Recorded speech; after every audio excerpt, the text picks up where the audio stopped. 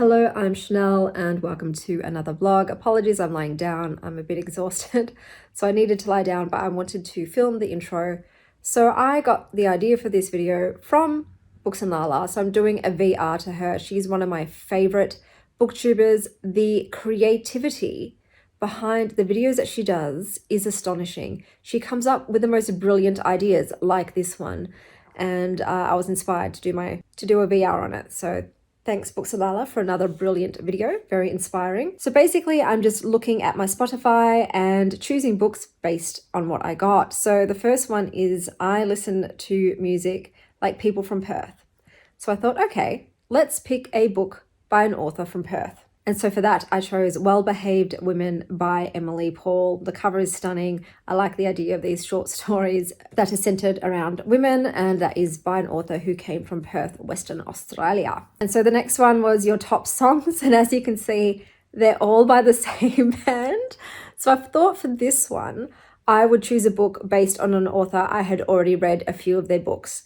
And because my kid just went and saw A Ballad of Songbirds and Snakes, I have chosen A Ballad of Songbirds and Snakes because I read the entire Hunger Games series back when I was younger and I loved that. So it's an author I've read many books of before and liked. So that's what I'm choosing for that.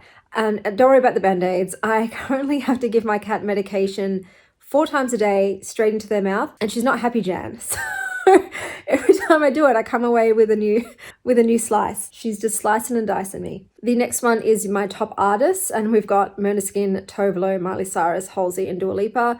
And as you can see, the thing that they have in common is that they're all bad bitches. So I thought I would choose a book based on the bad bitch theme. And the book that I've chosen for that is called The Wolf of Oren-Yaro. And the series is called Chronicles of the Bitch Queen.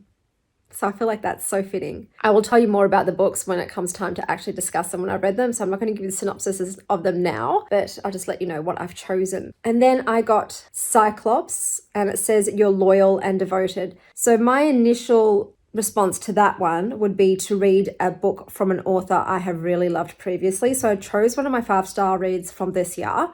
And the one that I chose was Small Miracles by Olivia Atwater. I love that book, 5 stars. So I picked another one of her books, and she has a brand new book out at the moment called Witchwood Knot. And I'm like, yes, it's giving like gothic, eerie, house, haunted vibes. So I've picked that as my selection. But Lala ended up going to this Instagram page where they had selected books based on what archetype you got on Spotify. And so I thought I'll also do that because why not add another book in to read. And out of the options from them, I chose What Lies in the Woods. So I was very surprising that they chose thrillers for that option, but they did. And out of those ones, that seemed the least likely to freak me out. So those are my options, and I will let you know once I have read them. But do go and check out Books and Lala's original video down below.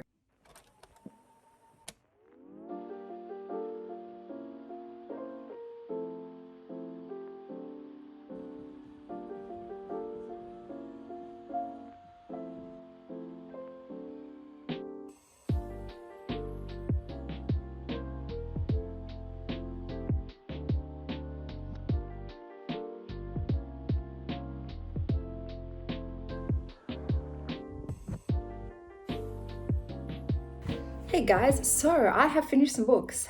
The first one I'm talking about is The Ballad of Songbirds and Snakes. So I picked this up because V had gone to see the movie, and also because I loved the Hunger Games series when I read them. I think overall the series is like a 4-star series for me. This book I have rated 3.5 stars. So this is the origin story of President Snow. So it's definitely a villain's book.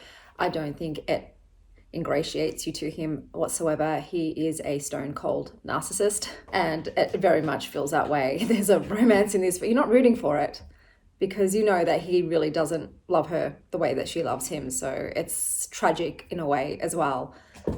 The biggest issue, there's Bluebell. I love her, but she's not my most graceful cat. The pacing is probably what killed this book the most. There was just too much filler. It really could have been cut down heavily, and it would have increased the excitement and the overall enjoyability of it. I feel like it really did suffer from needing editing. And once again, like the Hunger Games, it's pretty much all about the class divide. You've got the elitist rulers in the capital and then everyone else in the districts who are at their mercy. So violence against children is once again a very big, heavy component in this book. And trying to maintain your dignity and your autonomy as best you can when you're being treated pretty much like an animal. They literally kept the players in a zoo this time for people to gawk at. And yeah, it was very interesting to see the difference in the games. Obviously, this is their origin and the beginning of them, and then how they evolved over time.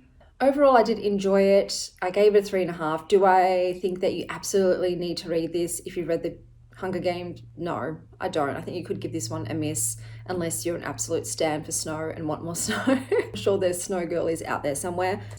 I think I did also enjoy it because I love Hunger Games so much, so it has that nostalgia to it. If I was picking this up for the first time without having read the Hunger Games, I probably would have rated it a bit less. Like I said, I feel like the biggest issue was just how long and padded it was. It really led to some very dull parts, and because you're in Snow's point of view the whole time, I don't think you want to be in his point of view for that long. I just realized all the other books that I've chosen all start with W. It's just randomly enough. The next book I read was Witchwood Knot. It's 5 stars. Bless you. It is 5 stars, guys. 5 stars. It has been so all the sounds, my kids are home. It has been so long since I read such a good book. I loved it. So this is a kind of romantasy book with a gothic haunted mansion. There are trickster fays and bad bitch magicians. A lot of cartomancy is one of the magics, and I love cartomancy, so that was just right up my alley. I was living for those moments. The FMC Winifred, who reminds me of this person, and if you know, you know. So naturally I was automatically endeared to her, is amazing. I loved her. She's been through some stuff. There is talk about essay in this, but her character overall, she my bitch. She's one of my girls. I laughed in this book. I actually cried in this book, so elicited both emotions from me. You have Mr. Quincy the butler. Like him, he's great. Can't talk much about him without revealing anything. I would like to know more about him in the next one. He's still very quite elusive, and I'm unsure as to who he is. But his dynamic with Winifred was great. This is definitely a slow burn. There is kissing, so there's minimal spice, but there's not a lot of spice. But there's a piano scene. I'm like, okay, yes. I like that. So it was enough. It was enough. Like books with this book, if it had nothing in there, just like a holding of hands, I would still have eaten it up because you could feel the tension. It was well written.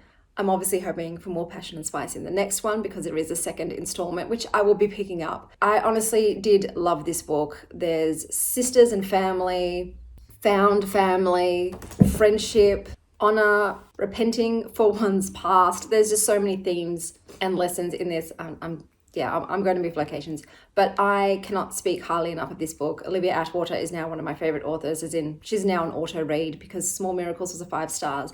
This was a 5 stars. This has more of my favorite themes and types of characters in it. So I really love this book. I can't wait for the next one, but I might actually read some of her backlist, see what else she's got going on. This is also a historical one, so it's got those Regency era kind of vibes to it. But yeah, I loved it. There's an adventure, there's a quest, there's uncovering mysteries, there are lecherous men and power-hungry fae, and just chef's freaking kiss, guys. So, oh my gosh, I was worrying that December was not going to bring any 5 stars to me, and I'm so happy now. It doesn't even matter if every single book after this is a 2 star. My cup is filled. It overfloweth with joy. So that was Witchwood Knot. Okay, so the next book that I read was Well-Behaved Women, which was a collection of short stories with women as the main characters. All of the stories were very sort of quiet and simple. With litfic short stories, the writing has to be amazing because obviously there's no horror theme or fantastical element or thrillery twist in these stories. And with this one, the writing was just too plain for me, and the stories themselves were dull. Like I wasn't feeling any sort of emotional depth in them. So if I was to rate this, it's a 3 stars. It's just very middle of the road. I think with short story collections going forward, if the author's writing style doesn't entrance me within the first 2 short stories, then it's just not a collection for me, unless, like I said, it's a horror or a fantasy or a thriller, something to keep me invested. The book I am currently reading is What Lies in the Woods. I'm about halfway through it. So far it's feeling like a 3.5 star book. Basically, 3 girls went into the woods one day, 2 came out, 1 almost didn't, and they ended up convicting a serial killer and putting him away. But did they convict the right person? What secrets are these girls hiding? So it's okay. Like I said, with thrillers, sometimes it's in the last few chapters, in the final reveals, that they really amaze you. So I will continue reading this one. But yeah, at the moment it's about 3.5 stars. We shall see how it goes in the end. I probably will finish it off today and I will let you know about it tomorrow. Today I am going out to a cafe. I've got to go grocery shopping. It's Christmas Eve. So I'm doing the last minute things before Christmas Day tomorrow, and I'll take you along with me. But I'm not posting a ton of like food and cafe stuff on here. That's mostly on my other channel, on my life vlogs over there. So, but I'll put some snippets in here, but I'll see you later.